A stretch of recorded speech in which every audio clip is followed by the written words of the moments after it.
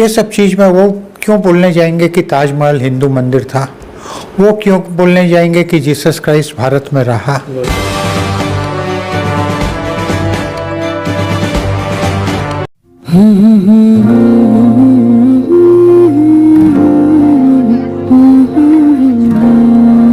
ছেলের মা মা তো আমারও বিয়ে দেখবে না নাকি? ভাই কপালে দিলাম ফোঁটা, জম দুয়ারে পড়লো কাটা, যমুনা দেয় জমকে ফোঁটা, আমি দিই আমার ভাইকে ফোঁটা। আমাকে ফোঁটা দেবে না মা? ভাই ফোঁটা না বোন ফোঁটা? দুটোই। আরে এবার একটা ক্লাসিক্যাল হোক না। আরে ক্লাসিক্যাল তো বুঝলাম, কিন্তু কি ভরতনাট্যম, কত্থক, ওড়িশি? ও ওয়েস্টার্ন। কেন, এটা ক্লাসিক্যাল না? নিশ্চয়ই। ভেঙে গড়ে সবাই সবার মতো করে, আমাদের বাঙালিয়ানা, বাংলার খাঁটি সোনা।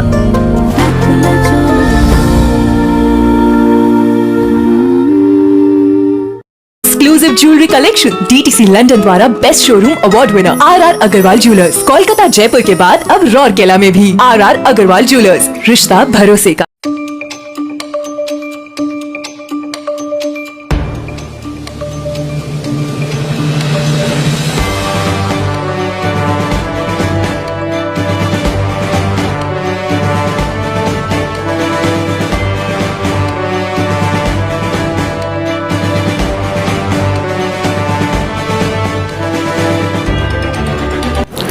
दोस्तों, ग्रीन मॉल के सर्वेसर्वा और पर्यावरणविद none other than Dinesh Rawat ji ने जीवन मूल्य, भारतीय सभ्यता, पर्यावरण और इतिहास पर कई सारे किताबों की रचना की है। जी हाँ, अमूमन 15 से भी ज़्यादा किताबें उन्होंने लिखी हैं। आज इसी पर हम लोग चर्चा करेंगे। स्वयं दिनेश रावत जी आज हमारे बीच मौजूद हैं। सर, पहले तो हार्दिक शुभकामनाएं। Thank you. सर, आपने 15 से भी अधिक किताबों की रचना करी है। कुछ बताएं सर, किस तरह की उपलब्धियां रही हैं और कौन कौन सी किताबें आजकल चर्चा का विषय बनी हुई है? देखिए, ऐसा है कि मेरा बैकग्राउंड बहुत बड़ा है। मैं तो इंटरनेशनल ट्रेडिंग में रहा और उसमें मेरे को 60 से ज़्यादा देशों में घूमने का मौका लगा।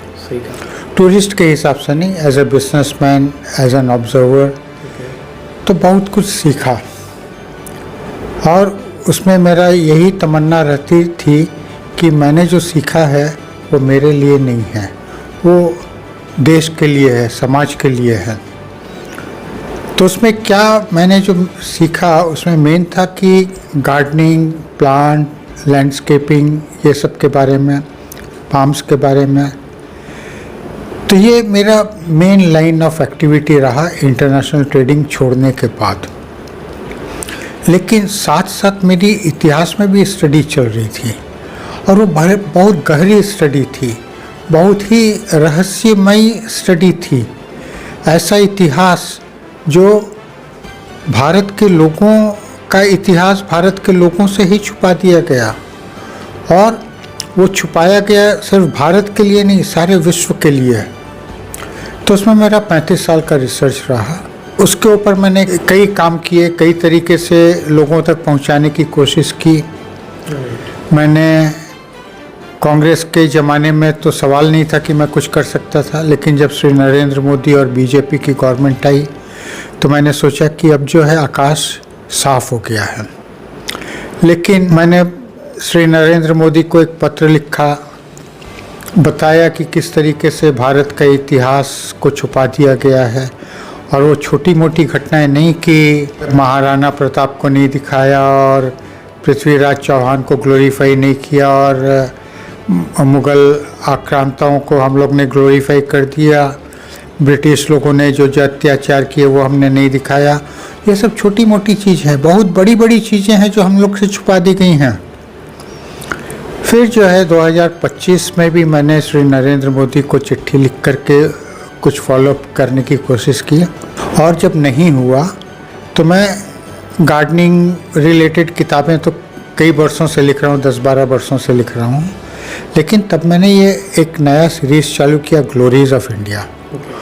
और ग्लोरीज ऑफ इंडिया में अभी तक मैंने 7-8 किताबें लिख दी हैं और भी अभी 4-5 किताबें लिखना बाकी है और इन सभी किताबों की कम से कम 7-8 भाषाओं में ट्रांसलेशन होना है। तो ये है इसके बारे में छोटा सा लिस्ट हम लोग बोल सकते हैं। इसका मतलब ब्यौरा आप दे सकते हैं कुछ? तो पहले हम जो है सिविलाइजेशनल हिस्ट्री के ऊपर चालू करेंगे। तो सबसे जो गर्म किताब है वो ये है स्टॉप टीचिंग रॉटन हिस्ट्री। मैं इतिहास बदलने की बात नहीं कर रहा हूँ इसमें, मैं बोल रहा हूँ कि इसको पढ़ाना बंद करो, क्योंकि ये इतिहास बदला नहीं जा सकता है। कौन बदलेगा? अभी तक जिन लोगों ने बनाया है वो क्या इसको बदलने जाएंगे? तो इससे बढ़िया है कि इस सड़े हुए इतिहास को पढ़ाना बंद कर दो। तो ये किताब है, इसमें मैंने कुछ पिक्चर्स, चार्ट्स, डेटा वगैरह दिए हैं और इसमें टीचर्स लोग के लिए भी सुझाव है, स्टूडेंट लोग के लिए भी सुझाव है, देश के डिसीजन मेकर्स लोग के बारे में के लिए भी सुझाव है। तो ये है स्टॉप टीचिंग रॉटन हिस्ट्री। ये इंटरनेशनल मार्केट में काफ़ी डिमांड में आ रही है। अभी मेरे को इसकी मार्केटिंग सही तरीके से करना बाकी है। क्या करूं, किताब लिखने में इतना समय निकल जाता है कि मार्केटिंग वगैरह के ऊपर ध्यान देने का समय नहीं मिल पाता है। दूसरी किताब की मैं चर्चा करूंगा, ये आप बोल सकते हैं सिविलाइजेशनल हिस्ट्री की ये पहली किताब है।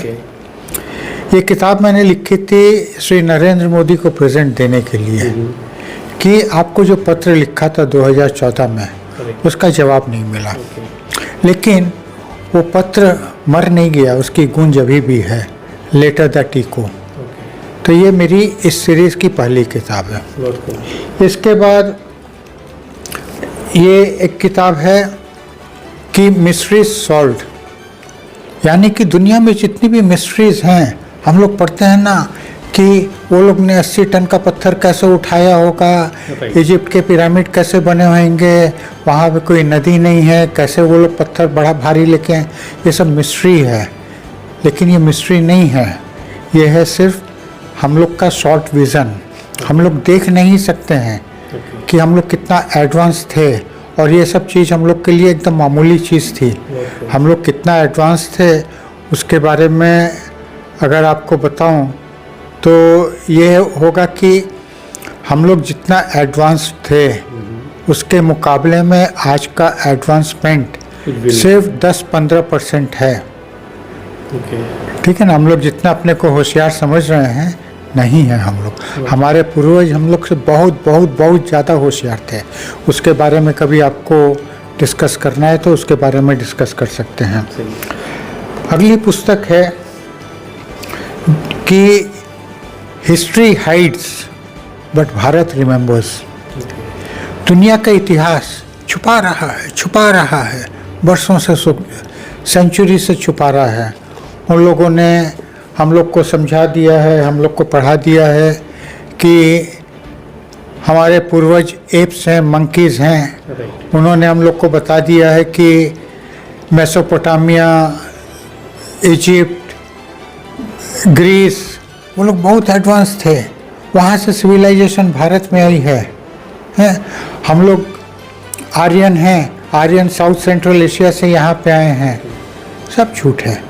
तो ये जो है कि इतिहास ने छुपा दिया, लेकिन भारत कैसे रिमेंबर करता है? क्योंकि हम लोग का इतिहास कागज़ में, पोथी में, पत्थरों पे नहीं लिखा जाता था। हम लोग का इतिहास हम लोग के तीज त्योहारों में चलता आ रहा है, हमारे गाथाओं में, वेदों में चलता आ रहा है। महाभारत, रामायण की कथा है, गीता है, उसमें हमारे इतिहास चलता चला आ रहा है और उसमें कहीं मैनिपुलेशन नहीं हो सकता, कहीं कोई एडल्ट्रेशन नहीं हो सकता। तो ये इस विषय में ये किताब है। ये एक पुस्तक है कि बिफोर एंड बियॉन्ड क्राइस्ट। क्या है कि दुनिया की टाइमलाइन को 2 हिस्से में भाग कर दिया गया है, BC AD, माने before Christ and after he deceased. तो मैंने इसका वो किया है कि बिफोर क्राइस्ट क्या था और आफ्टर क्राइस्ट क्या है। इसमें मेनली है कि बिफोर क्राइस्ट जो है सिविलाइजेशन तो सिर्फ यहीं पे थी, और ये जितने भी दुनिया में रिलीजन्स हैं जो कि सारे के सारे मैन मेड रिलीजन हैं, अब्राहम के द्वारा स्थापित है, मोसेस के द्वारा स्थापित है, जीसस के द्वारा है, महावीर के द्वारा है, गौतम बुद्ध के द्वारा है, आपका मुसलमान रिलीजन इसी तरीके से गुरु नानक के द्वारा, सिख धर्म है। लेकिन ये जो हमारा सनातन है ये किसी के द्वारा स्थापित नहीं किया गया है, ये चला आ रहा है। कब से चला आ रहा है हम लोग उसका हिसाब नहीं कर पा रहे हैं, हम लोग को रोज़ नए नए प्रमाण मिल रहे हैं। तो ये इस पुस्तक में उसके बारे में जिक्र है। और ये किताब है जो सबसे ज़्यादा सेंसेशनल है आज के लोगों के लिए, लेकिन मेरे लिए बहुत छोटी कहानी है। ये बड़ी कहानी में ये छोटी कहानी है कि Jesus Christ he is a product of India. वो अपने 120 साल के जीवन में 104 साल भारत में रहा। वो जहाँ पे जन्मा उस एरिया में सिर्फ 13 साल रहा भारत आने के पहले। फिर यहाँ पे वो पूरा 17 साल एडुकेशन लेने के बाद, अपने को ज्ञानी बनाने के बाद वो वहाँ पे गया, और 3 साल के बाद उसको क्रूसीफाई कर दिया गया। दुनिया यही समझते हैं कि वो जीसस का अंत था, नहीं, वो जीसस का इनिंग्स 2 की शुरुआत थी। उसके बाद वो भारत आया और भारत में वो 120 साल की उम्र में रहा। और इसको मैंने पर्सनली सारे रिसर्च किए हैं, भारत में जहाँ जहाँ रहा, जहाँ जहाँ उसने ज्ञान लिया, और यहाँ तक कि श्रीनगर में उसकी कब्र है, मैं वहाँ पे खुद गया। और यानी हर चीज़ का जिक्र आपने इस किताब के द्वारा किया है। और ये जितनी भी किताबें हैं ना, ये ऐसा नहीं कि मैंने 10 किताब को निचोड़ करके एक किताब बना दी है। ये सारा मेरा पर्सनल एक्सपीरियंस है, पर्सनल डेप्थ है, और मैं आज के दिन बोल सकता हूँ कि ये किताबें भारत में मेरे अलावा कोई नहीं लिख सकता है। इसमें जो डेप्थ है, जो 35 साल का मेरा रिसर्च है और फील्ड रिसर्च है, हिस्टोरियन से मिला हूँ, लोकल लोगों से मिला हूँ, तो बहुत कुछ है। मैंने 18वीं 17वीं शताब्दी की किताबें पढ़ी हैं। उसमें ऐसी ऐसी किताब हैं कि इंडिया इन रोम, यानी कि वैदिक संस्कृति ही थी सारे दुनिया में, लेकिन हम लोग को कुछ मालूम ही नहीं है। तो इस किताब को मैंने बांग्ला में भी ट्रांसलेट किया है, और इच्छा तो सब भाषा में करने की है, लेकिन ठीक है, जिस स्पीड में चल सकते हैं चल रहे हैं। और ये सबसे इम्पोर्टेंट, ये किताब नहीं है, ये एक पत्र है। इसकी टाइटल देखिए, a letter to fellow citizen, यानी कि एक नागरिक देश का वो दूसरे नागरिक को दे रहा है। और इस पुस्तक में क्या है? इस पुस्तक में है जो पत्र मैंने श्री नरेंद्र मोदी को 2014 में लिखा था, जब वो प्रधानमंत्री बने थे पहली बार। तब मैंने उनको एक पत्र लिखा था जिसमें बताया था कि भारत के इतिहास को किस तरीके से फैब्रिकेट किया गया है, किस तरीके से भारत का इतिहास रो रहा है, बिलख रहा है, और अब एक नेशनलिस्ट सरकार आ गई है। तो आपसे बहुत कुछ आशाएं हैं, और ये मैं आपको हिंट दे रहा हूँ। लेकिन उस पत्र का न तो जवाब आया और न ही उसमें बहुत सारी चीज़ों पे कोई एक्शन हुआ। तो 2025 में मेरे को ये समझ में आ गया कि ये वो जवाब देंगे नहीं और ये काम वो कर नहीं सकते हैं, क्योंकि इसमें ऐसी ऐसी सेंसेशनल चीज़ें हैं जो कि 200 साल के इतिहास को चैलेंज करता है, जो कि सारे स्कूलों को चैलेंज करता है, सारी टेक्स्ट बुक को चैलेंज करता है, सारे डिग्री सर्टिफिकेट को चैलेंज करता है। तो इसमें जो फैक्ट हैं वो न तो नरेंद्र मोदी जी, न तो पार्लियामेंट, न बीजेपी गवर्नमेंट, न तो कोर्ट, न ब्यूरोक्रेट्स, न हिस्टोरियंस कुछ नहीं कर सकते हैं, क्योंकि पॉलिटिशियंस का अपना एजेंडा होता है।